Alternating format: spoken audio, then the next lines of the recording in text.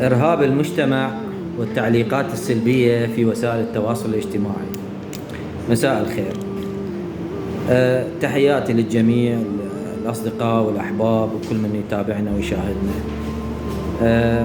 عندنا ظاهرة، مشكلة حقيقية، هي مو جديدة، هي يمكن من بدأت وبلشت وسائل التواصل الاجتماعي، وكل من عنده رأي ممكن يطرحه بدون خوف وبدون حصانة في وسائل التواصل الاجتماعي كتعليق أو كذا. هي بلشت هاي المشكلة، ظاهرة خطرة جدا على المجتمع، اللي هي التعليقات السلبية والإساءة والطعن طائفيا عنصريا، تقليد أو الإساءة والتنمر على الشكل، شكل الشخص أو حتى طريقة تفكيره، أو طعن في عرضه تصل إلى مراحل، وكثير من التعليقات طعن في الأعراض والإساءة. حقيقة هاي مشكلة في المجتمعات، خلينا نقول العالم الثالث، ومن ضمنها بلدنا الحبيب العراق. مع العلم أنه يمكن أكثر بلد جزء بالعالم هسه يعني بشهادات وخريجين، يمكن هو العراق. أكثر بلد جزء يخرج وينطي شهادات هو العراق. يعني المفترض هسه مجتمع العراقي كله مجتمع مثقف راقي يعني.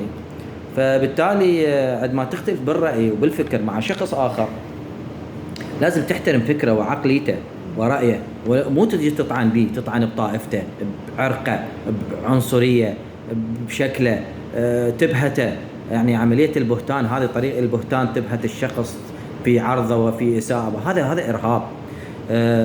ترى بالمناسبة كثير من الناس اللي هاجروا وطلبوا لجوء في بلدان أخرى بسبب إرهاب المجتمع وإرهاب وسائل التواصل الاجتماعي، مو بسبب يعني ناس مسلحين تعرضوا له أو أمنيا أو كذا، لا، وإنما يعني تلقي مثلا شخصية سياسية انطرح فد رأي معين أو فكرة معينة، اللي يختلف وياه بالرأي رأسا نزله بالتعليقات: أمك، عرضك كذا، هيجي أنت كذا.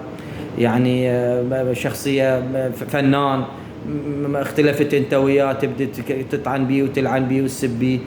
لاعب كرة قدم مستواه صعد نزل بمباراة معينة، اختلفت انت رأسا طعنت بعرضه وشرفه وكذا. هذا بهتان اخوان، هذا غلط، هذا غلط. هذا هيك مجتمع، معناها مجتمع جاهل. هذا بدائي. انت ما تعرف تحترم الاخر وما تعرف تحترم فكره.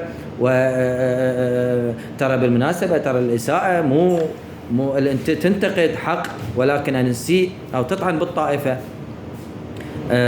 هذا مو حريه تعبير، هذا خطا.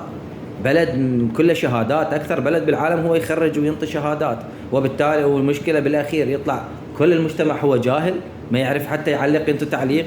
يعني تصل لمراحل حتى اساتذه يعني بدرجات معينه وشهادات عاليه جدا، ومع هذا تلقي التعليق ماله تباوع، تلقي تعليق معلق، تعليق سلبي سيء، يعني يسيء للانسان ويسيء للشخصيه ويسيء للعقليه. هذا فكره شيء وانت فكره شيء. يجب انه تحترم فكره يعني اكو احترام. الإساءة خطأ. طعن في الأعراض وفي الطائفية، هذا مو حرية تعبير. أنا ما أدافع عن شخص معين أو فئة معينة أو جهة معينة، وإنما أدافع عن الإنسان. إخوان، هاي ظاهرة خطأ وسلبية، وإن شاء الله بلدنا الحبيب بخير وسلامة. وتحياتي للجميع وممنون.